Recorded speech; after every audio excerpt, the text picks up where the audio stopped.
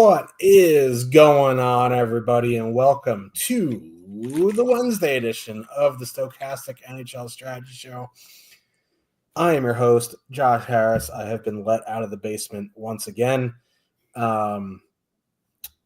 love to see it. It is very bright and weird. I didn't say there was no NHL show, unless you're talking about Josh Engelman, and it's probably because it wasn't on the main Stochastic schedule for whatever reason. It happens from time to time, but here we are. I'll cut in. I'll say after your power went out at the end of the show yesterday, I said we'd have to check to see the GPPs today to make sure that we'd have one. So that might be it. Yeah. Well, here we are. Hello. Hi. Big contest last night. There were 3 hat tricks on the night, 2 on the same line. The other one, it was Tage Thompson and JJ Peterka. The other one was Wyatt Johnston. It's so funny because in the mornings after slates, I'll go through Nat Stat Trick and look at like certain lines if they didn't do great, et cetera, et cetera. Tage Thompson had a 33% Corsi 4 percentage last night. Like that line got run over, but that's what happens when you're missing your 3 best defensive defensemen and your goalie's not having a great season. You give up 7 goals. Now, I will say a lot of them, or some of them, weren't Swayman's fault. But like, if you're missing blue liners, man, that's kind of what happened. Took down the Dallas Showdown for 1,000. Congrats to you. I'm going to assume you had Wyatt Johnston captain. But yeah.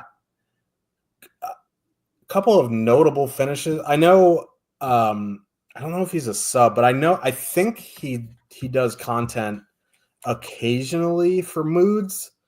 Let me pull it up here. I know he won the Q. It was MK Berg 12 winning the $25 Q. I know he's in the YouTube chat from time to time. I think he's done a couple podcasts with Moods. I'm not 100% sure, but he won the $25 Q, so congrats to you. I know you hang out in the YouTube chat from time to time. Just straight up stacked Winnipeg won and Buffalo won with Soderblom in net. I wasn't getting there, but, that's the goalie you needed, really. He was the highest scoring goalie on the night. Obviously, Peterka and Tage Thompson combined for 99.2 DK points. You didn't need Winnipeg one, but the winning lineup in the 20 or whatever had all 3 hat tricks. So yeah, but decent night all around.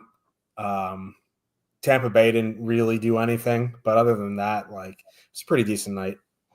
But if you're sad about last night because you didn't hit the nuts, we got a 5-game slate for you.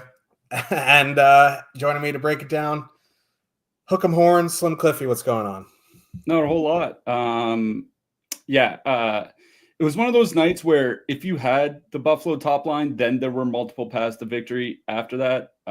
Whether you had Anaheim, whether you had Vegas, whether you had Dallas, whether you had Winnipeg, depends on the contest you're in and what everybody else had.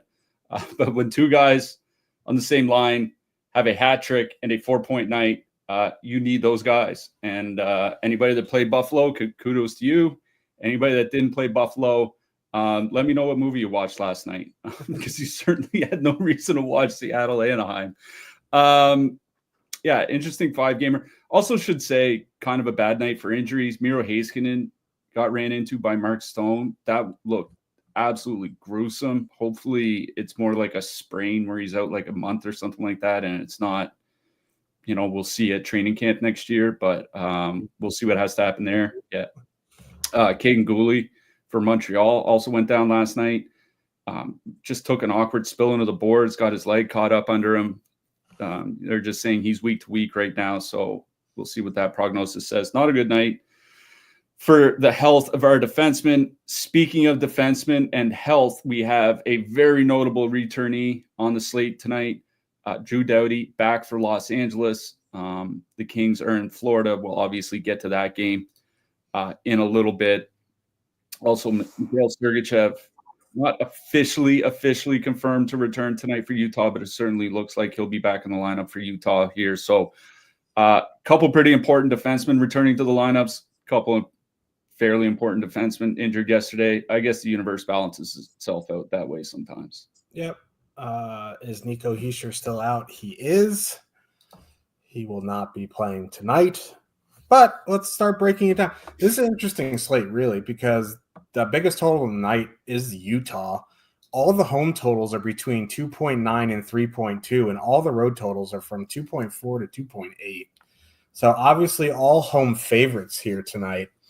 Nothing massive like we had last night with Tampa being a minus 400 favorite, whatever it was. But, let's get into this slate, start breaking it down. Before we do, just appreciate you guys hanging out with us on this lovely Wednesday afternoon. It is very windy here in New Jersey. My internet starts going a little wonky.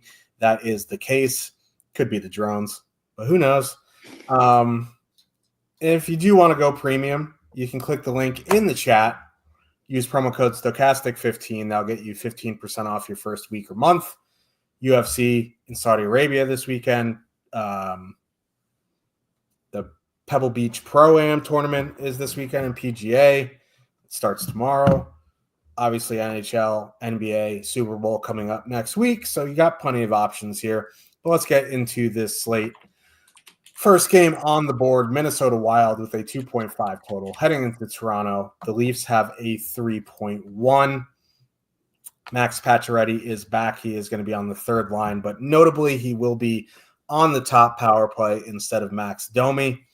The top line is Matthews, Marner, McMahon, Nylander, Domi, Holmberg, Pacioretty, Robertson, Frazier, Minton.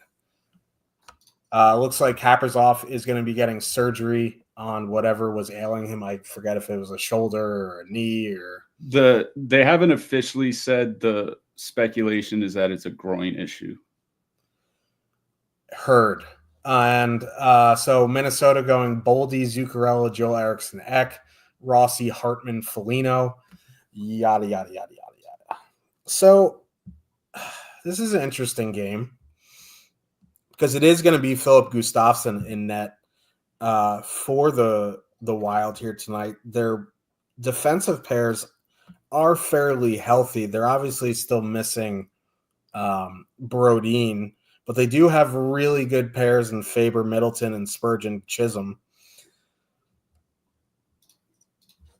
The loss of Kaprizov really sucks for them offensively. I don't know what it really does to them defensively. Eriksson, Ek, Zuccarello, Boldy don't have a giant sample together. It's actually pretty small, but Eriksson, Ek, and Boldy play a lot with Marcus Foligno. They've been better in years past defensively. They were okay this year. You throw Zuccarello into the mix. I don't think you exactly fear that line defensively. And the Wild's penalty kill is bottom 3 in the NHL, bottom 5 in the NHL, depending on what metrics you look at. That top line for Toronto, Matthews, Marner, McMahon, fully correlated, 20,700, 34% top 2 stack, 25.7% projected ownership. They're obviously one of the spend-up options on this slate. I don't know if I'm going to get to them. Obviously, a Matthews one-off is fine here. McMahon one-off, something like that if you want to get a little cheaper. I just don't know if I'm going to full stack here going into those defensive pairings, going into Joel Eriksson, Ek. It's not as fearful as it was when Eriksson Ek was playing with Foligno and what's the guy's name in Buffalo now? But well, they were playing with Freddie Gaudreau. They were a pretty good line with Freddie Gaudreau.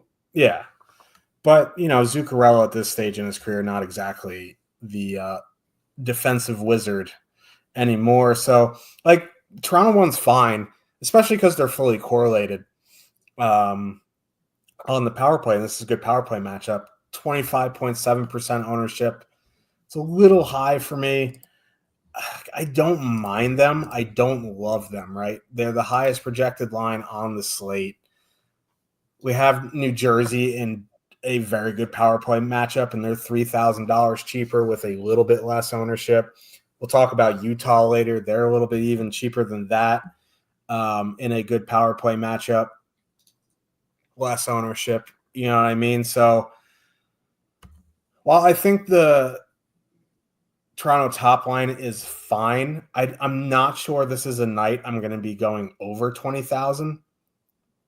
And if I am, I'm not sure it'll be this. There's 4 lines over 20,000. It's Toronto 1, Nashville 1, Pitt 1, and Florida 1. I think Florida 1's still over 20,000. They're just under at 19.8. Just under, yeah, with Verhaeghe there. So, like, I don't know if I'm going to get to Toronto 1. Like, I like Toronto 1. I like Nashville 1. But there's a bunch of lines in that, like $15,000 to $19,000 range that I am very comfortable building with here tonight. I have no issues spending up for them. They obviously have the highest top 2 stack percentage by like 30%. So I'm just banking on them having a little bit of struggle at 5-on-5. Their 5-forward power play hasn't exactly been the most beneficial way to do the Toronto power play. So if you want to spend up for them, absolutely fine. I think a Pacioretty one-off is very interesting here.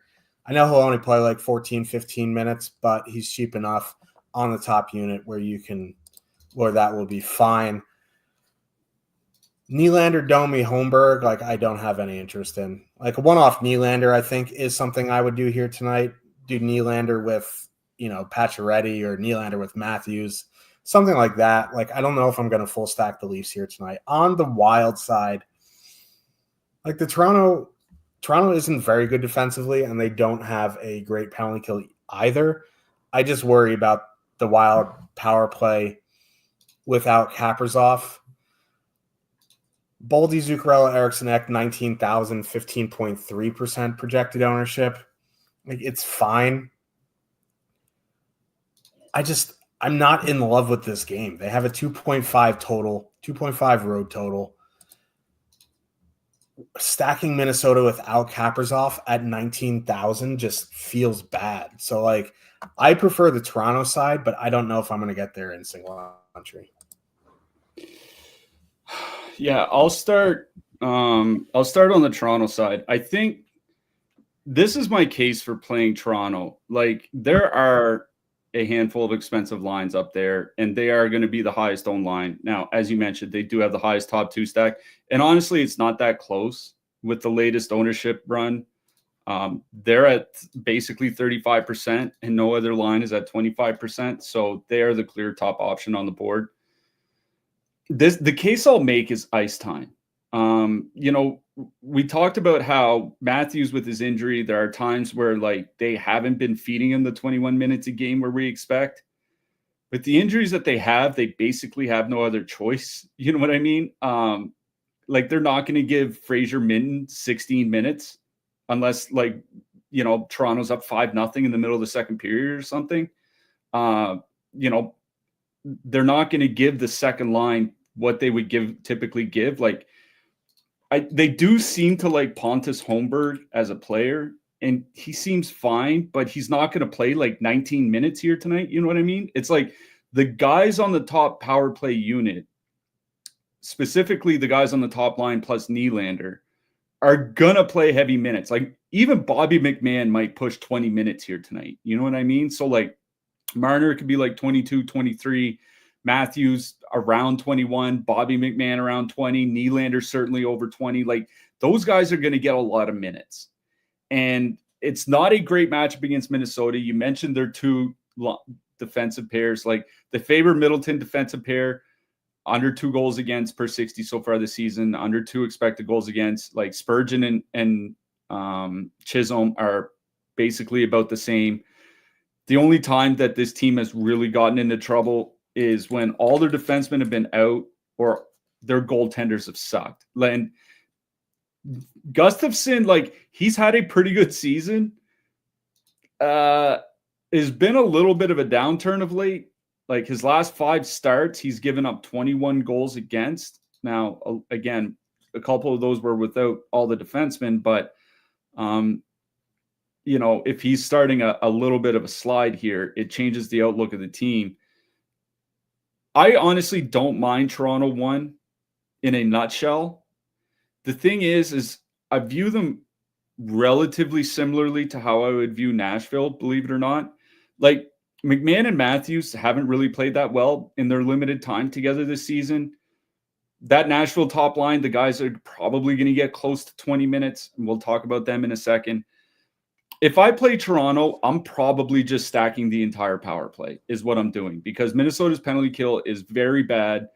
I'm not making a Toronto stack without William Nylander. He's been shooting the puck quite a bit lately, like basically all season, but 24 shots in his last 5 games or something like that.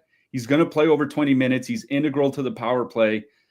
Like, I can't make a Toronto stack without Nylander. So if I play the top line and Nylander, it's like I may as well throw in Pacioretty for $3,000. Like, so if I play Toronto here tonight, I'm probably just 5-man stacking their power play. If you want to add a cheap defenseman like McCabe, like Oliver Ekman-Larsson, like Chris Tanev or something like that, I think that's okay. Just go with full onslaught. But if I'm playing Toronto tonight, I'm not just playing the top line and walking away. Like, I have to add in Nylander. He's too integral to the team, and he plays too many minutes, and he shoots the puck too often. And at that point, if I'm stacking 4 out of the 5 guys on the power play, I may as well add Pacioretty for $3K. So that's the way I look at Toronto, is I would just stack the power play guys. On the Minnesota side, Boldy and Zuccarello have actually generated offense fairly well together this season. They haven't played a ton. It's under 200 minutes. It's not like a ton. It's actually not bad for a sample where they're only 50 games into one season. 2.8 expected goals, 3.8 actual goals. Like, the 3 guys on the top line are all going to play over 20 minutes themselves. Toronto's power play is not very good. And here's one thing I'll mention about the Minnesota power play. Believe it or not, they've generated more shots and goals without Kaprizov than they have with him. Now, it's only like a 40-minute sample, which it's about 12 games worth of ice time, considering the number of power plays that they draw, like 12, 13. So it's not huge, but it is notable that there hasn't been really a drop-off, and there's actually been some sort of small improvement. We saw Toronto, the same thing happened with Toronto earlier in the season when Matthews was out. The Toronto power play got better without Matthews. It's really weird how that works sometimes. I don't mind Minnesota 1. But honestly, it's another one of those situations where if I would probably rather, we'll talk about Nashville later, I'd probably rather play Nashville here tonight than I would Minnesota. So I think for the Wild, generally speaking, I'm looking at one-offs. Like, I think, Eriksson Ek has been a big problem with him this season, has been shooting the puck. I think it's 46 shots in his last 15 games. So he's been shooting the puck more, which has been a big issue. Like, a one-off Eriksson Ek, I think is perfectly fine. Boldy, because of how often he shoots the puck or something, I think that's fine. As far as full stacking, I think I'm out. So what I like best in this game, honestly, I think is a Toronto power play stack. After that, it's one-offs from the depths from the Leafs or one-offs from the top guys from the Wild side. Yep, I agree. And just a quick update on Caden Goulet. He had a lacerated quad muscle that got surgically repaired last night. He got released from the hospital this morning, out indefinitely. That really hurts their blue line. I mean, it's one of those good and bad situations. Like, a bad laceration like that, he could probably be out until March, if not later. Yeah. But at least it's not like a torn ACL where it's like, well, we'll see you next Christmas or something like that. Yeah, one of those freak skate blade accidents are always scary. I mean that had him to happen. Adam Fantilli, it wasn't his quad. I think it was his calf last year. But Adam Fantilli missed 2 months or something like that because of it. So. Yeah. Oof. Anyway, zoinks. Los Angeles Kings with a 2.5 total heading into Florida. The Panthers have a 2.9 total. Drew Doughty back for the Kings.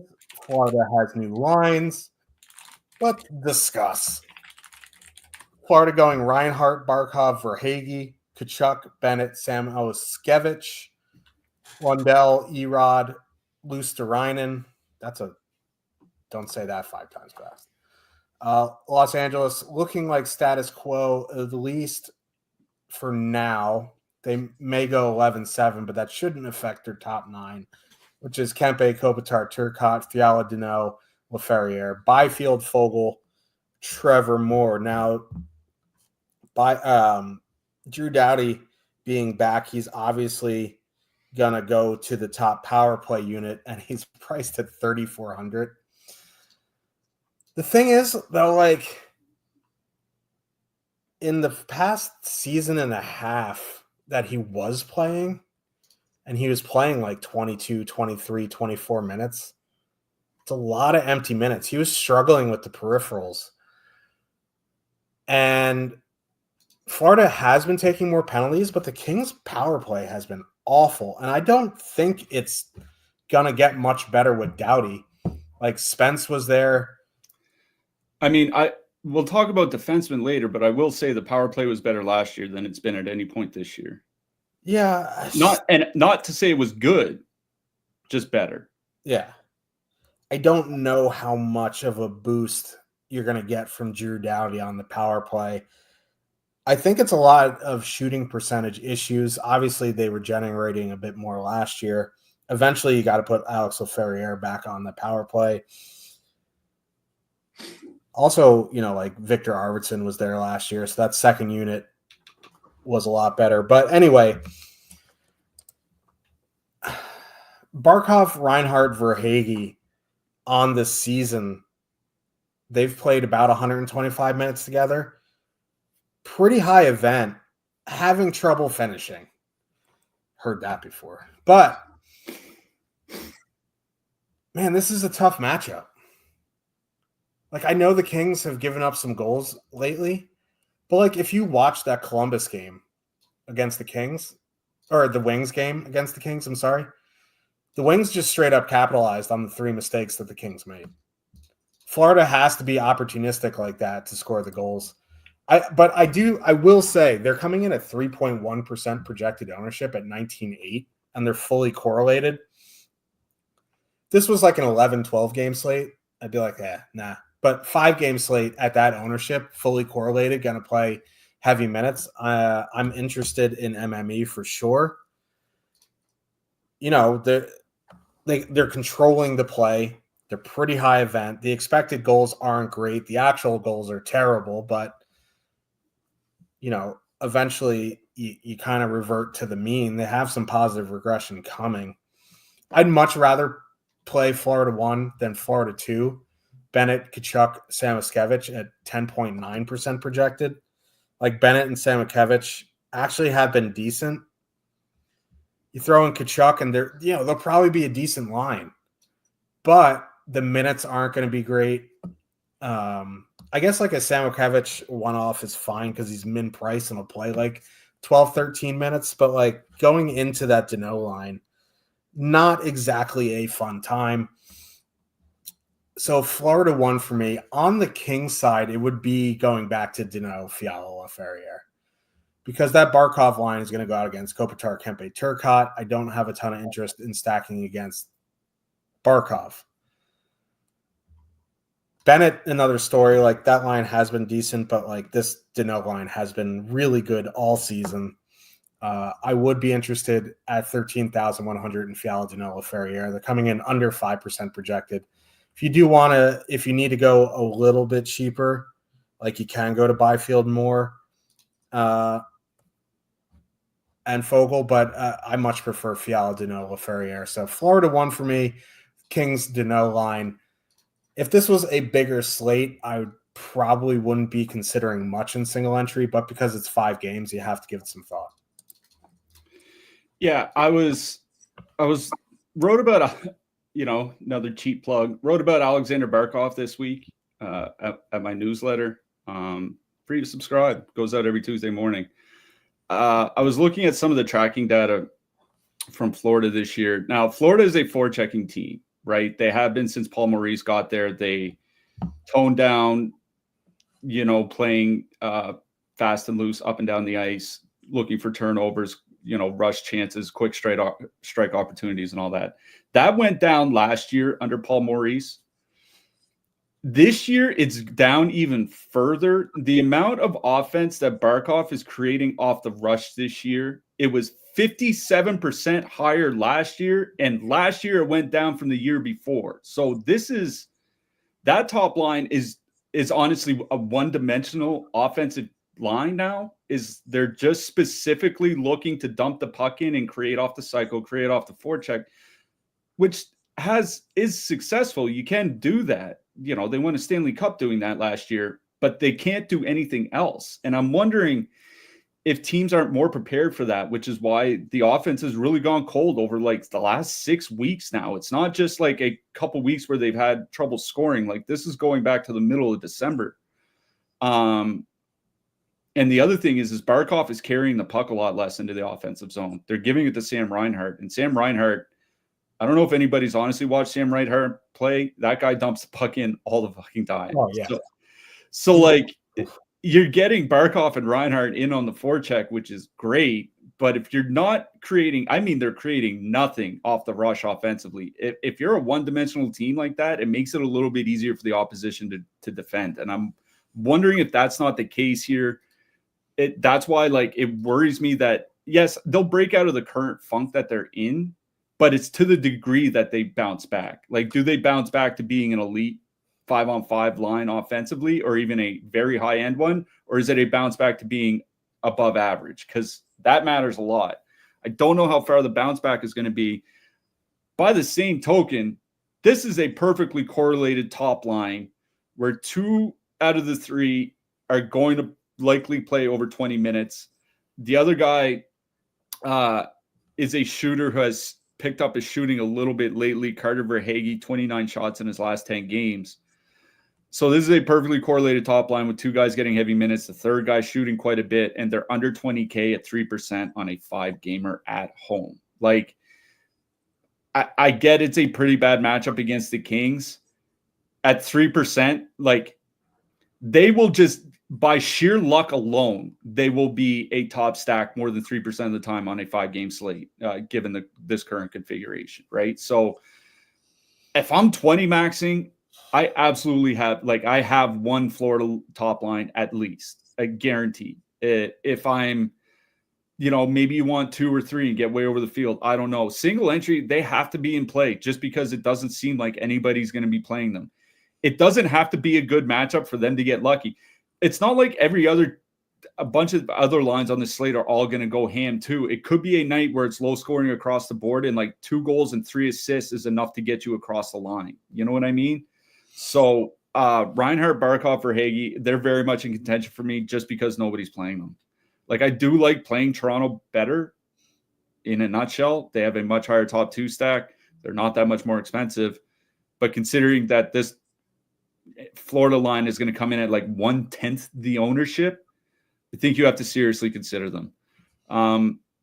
If I stack the depth, honestly, it's probably the third line: Lundell, Rodriguez, Luosterainen.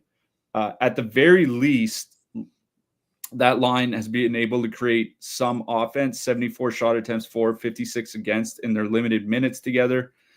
They're pretty good defensively, which kind of helps them offensively because they can get the puck turned back over and going back the other way. Like, if you're power play stacking Toronto, which is basically the only thing that you'd really have to need a super cheap line for here tonight, maybe Pittsburgh or whatever. But I don't mind Florida 3, but I really do have a lot of interest in Florida 1 just because it seems like nobody's playing them and they can just get lucky at that ownership. It's not like they're 20% ownership. At 3% ownership, they just need to get lucky like 1 out of 30 games. You know what I mean? So I'm in on Florida 1. On the Los Angeles side, I agree with you. I'm out on the Kings top line. 1, they've gone kind of cold. Like, Kempe's still shooting a lot. He's getting goals once in a while. They're scoring every once in a while, but they've gone kind of cold since Christmas, and going up against Barkov takes me out. 2, I'm not playing that Byfield line. Trevor Moore has 29 shots in his last 20 games. Now, I know he's been injured mixed in there, But like, this is a guy who relies on shot volume because he generally can't finish very well.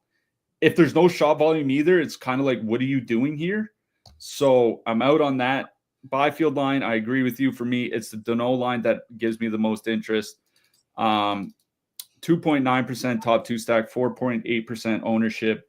They're getting depth matchups against Florida, which is where they can get taken advantage of. They're not very expensive, 13,100.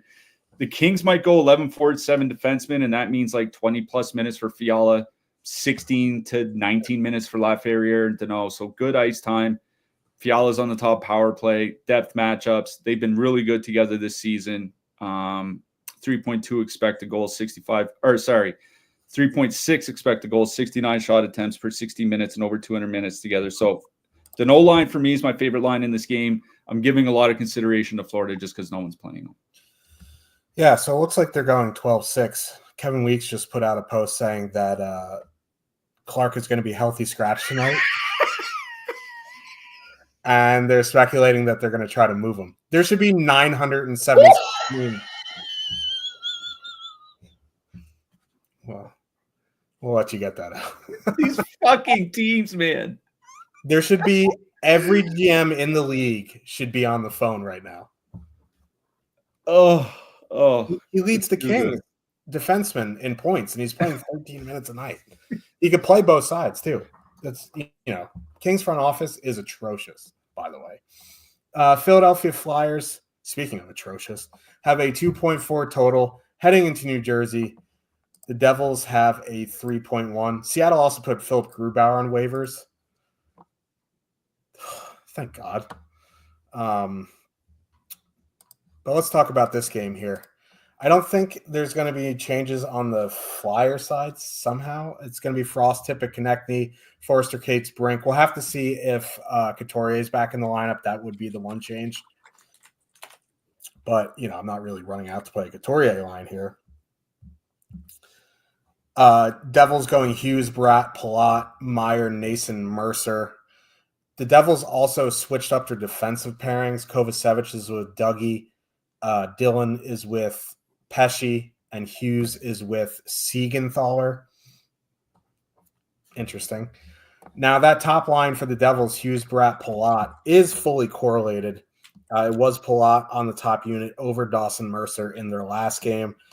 They will be getting, a good power play matchup here. It's not an ideal 5-on-5 matchup, but Jack Hughes has been shooting the puck a lot recently, and this is a good power play matchup. The Flyers penalty kill is bad. So, that top line for the Devils, 20.8% top two stack, 21.2% projected ownership. So, less top two stack than the Leafs. A little bit less ownership, but you're getting a $4,000 discount. And it's kind of a similar 5-on-5 matchup. I don't want to, compare apples to apples here, but the Flyers are a decent, actually they're a pretty good defensive team at 5-on-5. It's just their goaltending sucks, but their power play or their penalty kill hasn't been great. So I do really like the Devils top line here. The second line coming in with 13.8% ownership, I'm probably out on just because you're only getting Nason on the top power play unit. Mercer and Meyer are not. And if I'm going to go play, something in that range, I'll just go down to the Kings Dano line. I think adding Nason into the stack is fine, but I much prefer the Devils top line here. On the Flyers side, I don't have a ton of interest. Like, the Flyers top line is 15,900 coming in at 3.8% projected. I'm like, normally that would interest me, especially with these new D pairings and Jake Allen in net and Nico Hischier still out. But like, this line high key sucks. Like, that's the issue. And it's not like they have Barkov and Verhaeghe on it to eventually turn it around. Like, they're not creating anything. They're not controlling the pace of the play. They're just scoring at a ridiculous rate because their shooting percentage is so high. So And for some reason, Konechny has stopped shooting. So I like at 15-9, like you can take a speculative stab in MME because the ownership is so low, but I don't really love them. Again, I'd probably just go to Forrester Cates Brink at 10,300, but there's no real need for a $10,000 line on this slate unless you're just straight up power play stacking like Nashville. So, or Toronto. So I don't particularly love the Flyers here tonight. I guess like a one-off Mitchkoff, I guess, is fine, or one-off Tippett, but like really, I don't really like the Flyers here. This is a devil's top line for me. Yeah, I mean, kudos to the Flyers. They've been on a nice little run here. I was just looking at the schedule, 7-1-2 in their last 10 games. The big reason is because they've been pretty good defensively, and the goaltending has held up for them. And, you know, shout out Sam Ersson. He just got named as Jacob Markstrom's replacement for Team Sweden. So, I mean, good for him because we do bag on him. So you got to give him credit when he is playing well. The improvements haven't been offensively. The Flyers over their last 10 games where they've won 7 games, 20th in the league by goals per minute at 5-on-5. Middle of the league by goals per minute overall. There's just hasn't been a whole lot going on. And if you look at what the Flyers forwards have done in those 10 games, you know, where they have won 7 out of those 10 games, like they're, you know, it's Travis Konechny has 13 points in 10 games. 12 of those points are assists. He has 1 goal. And he has 13 shots in those 10 games. You talk about him not shooting a lot. He has 13 shots in those 10 games. Morgan Frost, 7 points. Owen Tippett, 6 points. Like, if I play anything, it is the Philly top line. And this is why. If you want to play that, I will say if you want to play Forrester Cates Brink because you need a super cheap stack to play with Toronto, that's fine. I'm not going to say don't play them. I also think their play has been slipping a little bit lately, but neither here nor there. The reason why I would play Konechny, Tippett, Frost is because they do get reasonable amounts of ice time. At least Konechny does. And Tippett and Frost can be around 17 minutes. The other is I'm not worried. I mean, anybody can be benched under Tortorella, especially Frost. But we saw that in the last game. Matvei Mitchkoff played 9 minutes, I think, because they got the lead and they just stapled Mitchkoff to the bench. It's like I'm definitely not going to stack his line where I might get 9 minutes from him because the Flyers want to protect a 3-2 lead or something like that. So the Cates line is fine if you need a filler stack, but for me it's the Philly top line or nothing on that side. Almost by attrition, it's like, what else are you going to stack? Are you going to stack? You know, Joel Farabee was a healthy scratch earlier this season. He's clearly not one of Tortorella's favorites. Mitchkoff regularly gets benched when they have a lead. Like regularly will play like 9 to 11 minutes if they have a lead. You know, the guys on the fourth line, I think Anthony Richard barely played in the second half of the game. Albal's barely played in the second half of the game. They're going to lean on their top guys. That means the Cates line. That means the Frost line. So if you need a filler, Cates is fine. If you need a top stack, the top line is fine. I'm not super excited about playing them, generally speaking. I'm going to be honest, I'm not super stoked about the New Jersey side either. Like, that New Jersey top line, 150 minutes since Christmas, 2.6 expected goals, 3.3 actual goals per 60. Like, that's good. And Jack Hughes is averaging 4 shots a game over his last 15 games. That's also good. He's also shooting like 66% of those 15 games. And it's been made very obvious that hand laceration, whatever he's had, he has stitches in one of his, I forget if it's his top or his bottom hand on his stick. Either way, stitches in his hand, not taking a ton of faceoffs either. Wonder how much that's affecting his shooting. Andre Palat is not the Andre Palat of 5 years ago. Jesper Bratt is still pretty good, but it's like, this is a line where with an older guy who should be down on the third or fourth line with a center who has an injured hand and generally has trouble finishing anyway, especially so with that injury. And then Jesper Bratt, who's pretty good. So it's like, do I want to play them at over 20% ownership? Like, probably not, especially with the way the Flyers are playing defensively. I don't have interest in the second line. Don't have interest in the bottom six. I'm going to be honest, for me, on the Devils side, it's one-offs. It's like one-off Jack Hughes, just in case he puts up a shot bonus and gets in a couple of assists or something like that, then fine. One-off Timo Meyer's probably going to have to get good ice time, even without power play minutes, just because they have so many injuries up front. Same thing with Dawson Mercer. Like, one-off, those guys are fine. So I guess that's probably it for me. Like, one-off maybe from some New Jersey guys. The Flyers, I think the Flyers top line's honestly my favorite line in this game. There's not a whole lot that I like here. I don't think I'll have any forwards out of this game in my single entry. Yeah, I might have some Devils. I'm more than likely not going to have any Flyers. I will roster Brant Clark to stand in solidarity for him, however. Vancouver Canucks with a 2.6 total. This game is going to be a scene. Heading into Nashville, the Predators have a 3 total. Predators going Forsberg, Marchessault, Stamkos, O'Reilly, Nyquist, Hinnish-Stroza, Fedor Svechkov, the legend, Tommy Novak, and Zach L''He, pronounced. That's probably close. It's close enough. It's close enough. Vancouver going Miller, Besser, Heinen, Garland, DeBrusk, Suter, Pedersen, Hoglander, Linus Karlsson. What is the president of the operations, Rutherford, doing yesterday? He's just coming out like, oh, yeah, blah, blah. This rift is really... It sounded like he was just making a boatload of excuses for why his team was bad and not really looking in the mirror at this roster. Anyway, let's talk about Vancouver first. I'm not playing the Pedersen line, so we'll get that out of the way there. Miller, Besser, Heinen. They've been bad. Like, the Nashville top line hasn't been great defensively. They're up over 200 minutes now. 2.8 expected goals against per 60, 2.9 actual. Like, that's worse than league average, but it is going to be UC Saros in net here tonight. I don't think I'm going to be playing Vancouver here.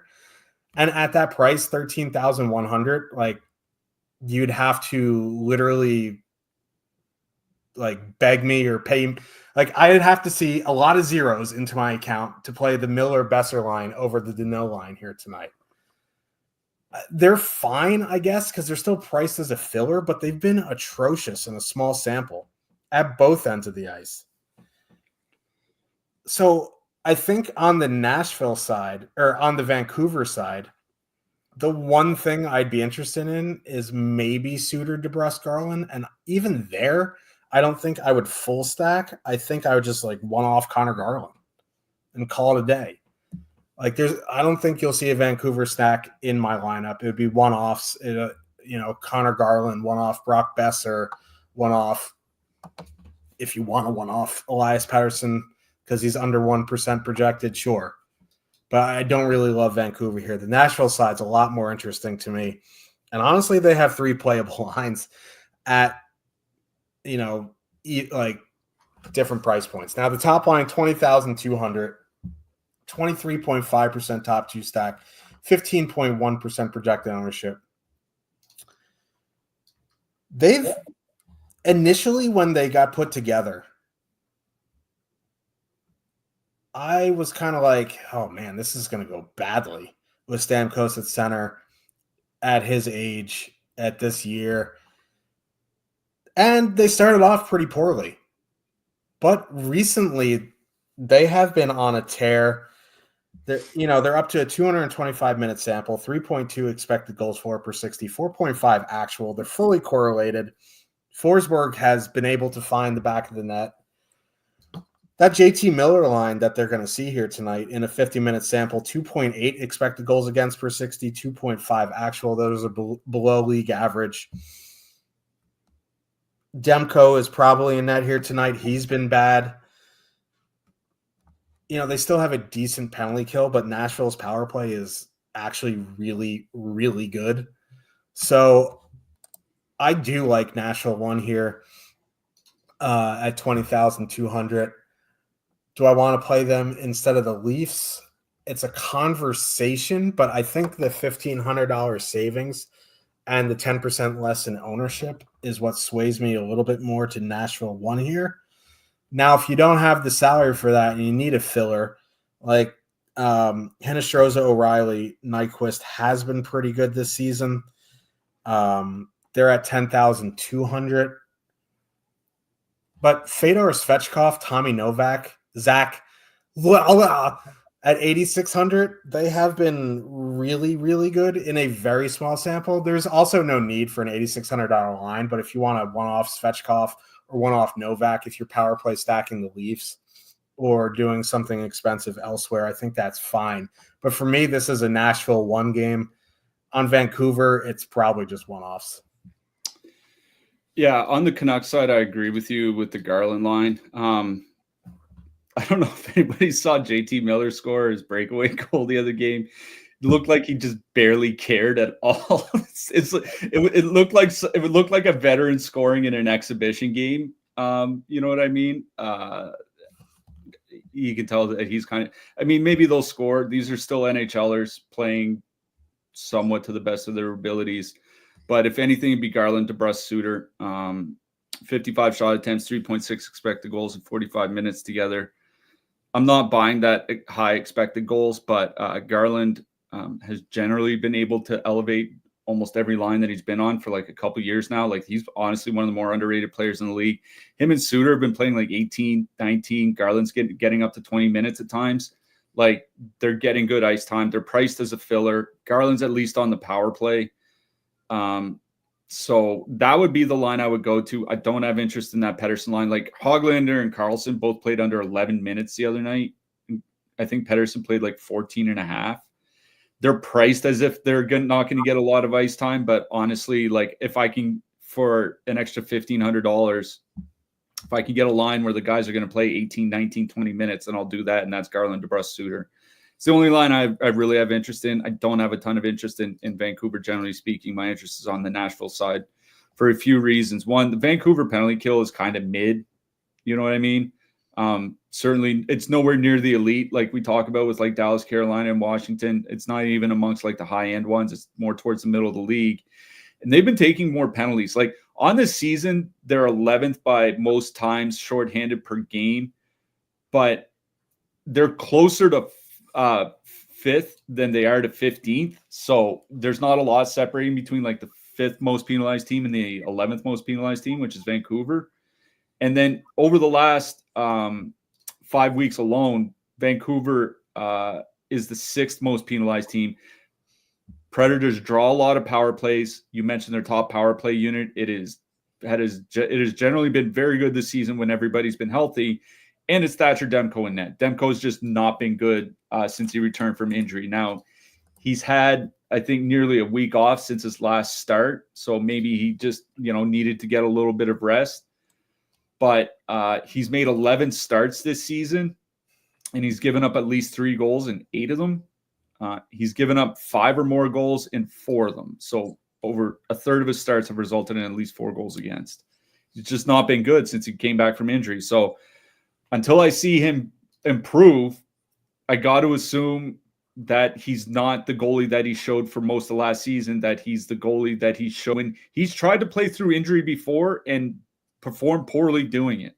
This is nothing new for him. So until we see him actually turn things around, I'm going to assume that he's not the guy that he was last year. So below average goalie, very mediocre penalty kill, a team that takes a lot of penalties on the road, facing a team with a top line that's been pretty good at 5-on-5, 3.4 expected goals, 4.1 actual goals since Christmas. That's really, really good, and has a really good power play. This is a Nashville 1 game for me. I have no problem with adding Ron O'Reilly, just make it, and Roman Josi, just make it a full power play stack. I think this is a good spot to do it. They're coming in with a fair bit of ownership at 15.1%, but it's less than New Jersey. It's less than Toronto. And honestly, out of all the spots on the slate, I like this one the best. So for me, it's Nashville, probably make it a power play stack. As you mentioned, if you want to dip down to like a Svechkov, Novak 2-man because you're playing Toronto power play or something like that, I have no issue with that. Svechkov and Novak, 75 minutes together, 82 shot attempts, 4.1 expected goals. Like, they've been really, really good. So I have no issue with them with that if you want to match them with Toronto. But this is a Nashville power play game for me. Yep. Pittsburgh Penguins, 2.8 total. Heading into Utah, the Soakers have a 3.2 total. Pittsburgh going Crosby, Rust, Raquel, Bunting, Beauvillier, Hayes, guy. Utah going Keller, Cooley, Schmaltz, Hayton, Doan, Kerfoot, Krause, McBain, Carconi. I don't know. Is Michelli, was he hurt or is this a healthy scratch? No, this is a healthy scratch. Mamma mia. Anyway, I'll start on the Pittsburgh side. Pittsburgh is 20,800, 16.9% top two stack, 4.4% projected ownership. They're kind of in that Florida 1 bucket.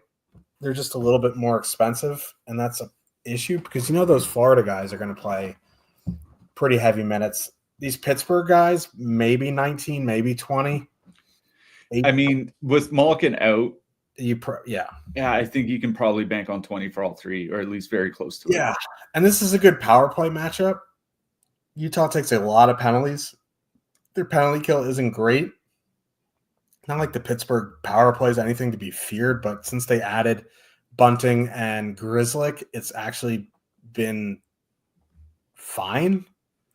So, I don't mind Pittsburgh 1 in MME here.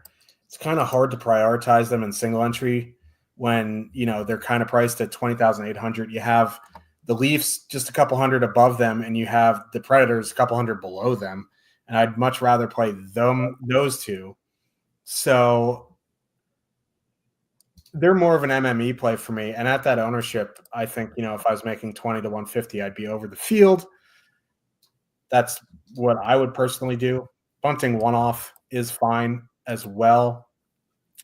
The Utah side's a little bit interesting here because that top line is 16,900, 16% top two stack, 18.6% projected ownership. Now, their expected goals aren't great. Their actual goals are. And I'm wondering if Logan Cooley is one of those guys who kind of breaks the expected goals model because him and Genther, when Genther was healthy, they didn't have great expected goals either. But I like this line. They're fully correlated. The Pittsburgh penalty kill has been really bad of late. That top line, the Crosby line, they've been leaky defensively. The goaltending for the Penguins hasn't been great. So I do like Utah 1 here. The ownership's a bit high, but, Sergachev is back, and that should boost them on, even strength and on the power play. Now, Kesserling was a good replacement on the power play, but Sergachev being back really helps them at 5-on-5. He's their best puck mover. So I do like Utah 1 here.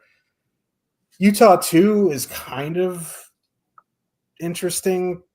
I don't really want to play Kerfoot, but Hayton and Doan have been really, really good in about 90 minutes. Michelli to Kerfoot, maybe it hurts them a little bit, but that 2-man has been pretty good, and they're fairly cheap, and Doan's on the top power play unit, so I don't mind that. But it's both top lines here, and I kind of favor Utah 1 a little bit here just because they're at home. They're cheaper. They do have a lot more ownership, which is an issue, but I do like them. Yeah. This is my case against Pittsburgh. It's a pretty tough matchup at 5-on-5. That top line for Utah, whether it's been with Logan Cooley or whether with Barrett Hayton, they've generally been good defensively. And 2.5 expected goals against with Cooley there. That's about league average. It's not great. Only 1.6 actual goals, though. Like Vejmelka and Ingram have both been good. Ingram, especially since he returned. And again, they're getting Mikhail Sergachev back. So they have Sergachev, they have John Marino, they have Ian Cole, they have Kesselring. They have most of their defensemen back in the lineup now. And it's a question of whether, like, if I don't want to play chalkier Nashville or Toronto, if I want to play a low-owned, top expensive line, is it Pittsburgh or is it Florida? For me, it's Florida. The reason is, one, they're at home, and I'll just generally favor teams at home as opposed to those on the road. The other is that Utah's been taking less penalties of late. Still not. They've on the season they've still taken quite a few, but over the last month or so they've gotten better. And I'm not buying this turnaround from the Pittsburgh power play. They're shooting like 18% or something like that, and the sample's only. I was looking; it's only 24 minutes. Like 24, like a 24-minute sample, you're talking like 8 games, maybe. Like, it's just not a lot to go off of. So Utah's blue line getting healthy, the top line generally pretty good defensively, taking fewer penalties. Do I want to play them, or do I want to play Florida at home? It would probably be Florida. I'm not saying I don't like Pittsburgh. Like, they have a 16.9% top 2 stack. That's obviously still really good for a slate like this. It's the 5th highest on the board. If you want to play them instead of Florida because you're afraid of the Kings defense or whatever, like, I get that. That's it's not unreasonable. I just think I'd rather play that Florida line at home than Pittsburgh on the road. I will also shout out Pittsburgh 3 again. They obviously didn't do anything the other night against San Jose, but O'Connor on the second line has generally been pretty good. He's been moved away from Kevin Hayes. That kind of sucks. I'm not sure that the third line is going to be as good as they were, but they are one of those lines I'd put in the mix. I think I would still kind of rather play like Nashville 3 as opposed to the Pittsburgh depth. Probably still rather play the Brink Cates Forster line from Philly. So I think there are other still lines above them, but I don't mind Pittsburgh 3 if you're playing a bunch of lineups. I do like the Utah line the best in this game. I agree with you there. They are coming in with a lot of ownership, 18.6%. What I will say is that there are a lot of, like, this seems right for a power play stack. Now, the power play hasn't been good without Genther. I honestly think after Keller, he's kind of the engine of the offense, both at 5-on-5 and on the power play. But it is relatively cheap. Mikhail Sergachev is back. The Pittsburgh penalty kill is not very good. I prefer Utah 1 here. I would probably turn it into a power play stack just because it's not that expensive to do so, and you can still get in a good secondary stack along with them. So probably Utah 1 for me in this game. Utah 2, I think, is playable. I really don't like that they took Michelli off. Like, Kerfoot's a fine player. He's not as good off. He can't create as much offensively for the team as Michelli can. Like, he just can't at this stage of his career.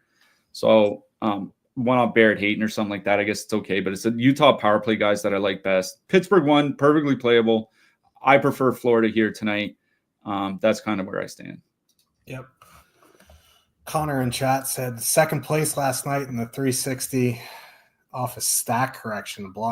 A block shot dropped me to second. See your lineup. Really good lineup there, man. At least it wasn't a winner take all, and you got a $30,000 consolation prize.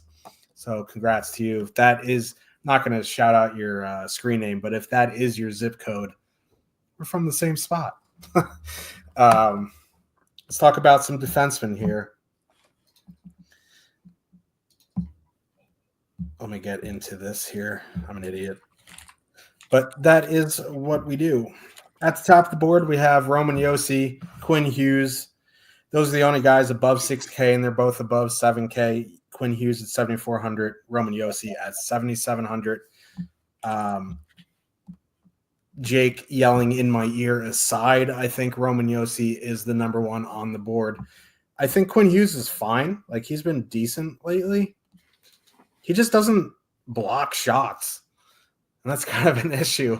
He has 44 blocks in 45 games this season, so if he's not shooting and hitting the score sheet, kind of sucks. So Josi for me. I think Dougie's in a good spot as well. He only plays 18, 19 minutes a game, but in that power play spot, it's fine.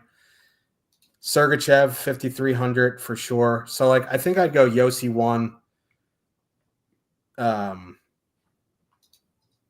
Sergachev 2 in that top range, and then everything else, like, obviously Doughty's going to garner some ownership, but if I'm spending up, it'll be for Josi or Sergachev.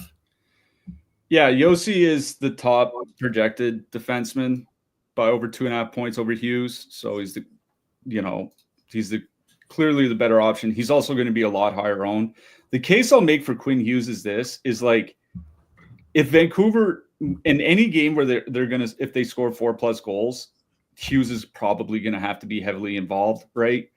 Just because he plays so many minutes and because the forwards generally haven't been doing a ton. So if I was playing 20 lineups, I might have like 1 or 2 with Hughes or something like that. In single entry, I'd probably still just rather play Yossi. The mid price range, there's honestly just not a lot. Like Sergachev, yeah, it's fine. He's 5,300 in a good spot at home. Dougie Hamilton, it's fine. But for me, it's another stars and scrubs night. It's like pay up for Yossi and Hughes or go down to Drew Doughty at 34. At 3,400, go down to Rasmus Ristolainen at 3,300. He's getting minutes and he's on the power play. I mean, what do you want? Jake McCabe, he's still getting good minutes for Toronto. Tyler Myers, he projects well at Stochastic. Luke Hughes has been leading the New Jersey blue line in minutes for a while now. Matt Grzelcyk, like if the Pittsburgh power play does come through against Utah, he's on the top power play unit. So like, I guess Jonas Siegenthaler, he's projecting well, but I don't really like the under 3K. For me, it's that 3 to 4K range, or just pay all the way up for one of Yossi or Hughes. Yeah. Let's talk about goalies. I don't like this slate for goalies. I don't like any slate for goalies, but this one is particularly not fun. The top range, like, I don't really want to spend 8,200 for Bob. I don't really want to, like, I guess Jake Allen at 8,100. If I was spending up above 8K, it'd be Allen 1, Wool 2, Bob 3. But like, I don't think I'll be in that range. I like Ingram at 7,900, Saros at 7,800. And if I'm spending down, it would probably be for Gustafsson or Kemper. But like, I don't love any of these options. Like, I don't have confidence in anybody here tonight. Yeah, I think for me, like I do like Woll tonight. Like no Minnesota has no Kaprizov. Like, and for me, that's still like kind of a big deal, at least at 5-on-5. Like as long as the power play doesn't come through from Minnesota, I think Woll will be fine. He's the top projected goalie at Stochastic tonight by over a full DK point. So I like Woll too. But Saros would be my number 2 behind him. 7,800.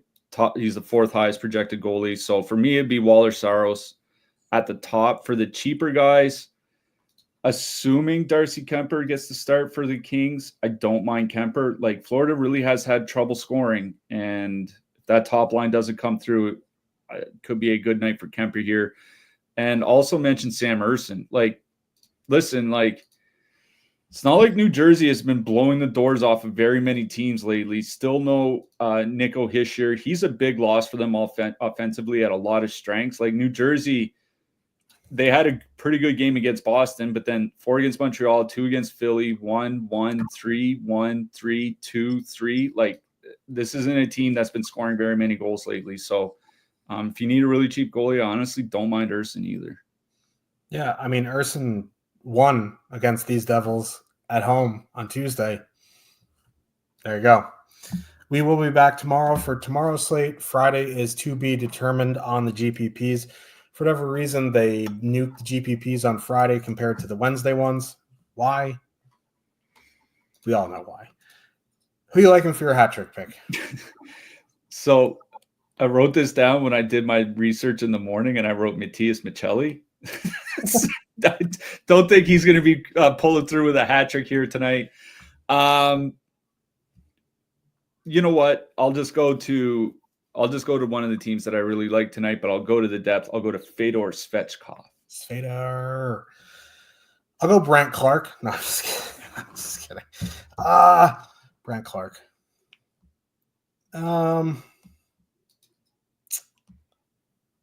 Man. Got to keep it a little spicy. I'm going to go Josh Doan. Don't mind Utah here tonight, that's for sure. Dem Soakers. All right. Well, we're out of here. We'll see you tomorrow, 2 p.m. Eastern. We'll be on the schedule. But thanks for hanging out. I see 410 of you guys in here. You guys are crazy. But good luck, everybody, tonight, and we'll see you tomorrow. Good luck tonight, everyone.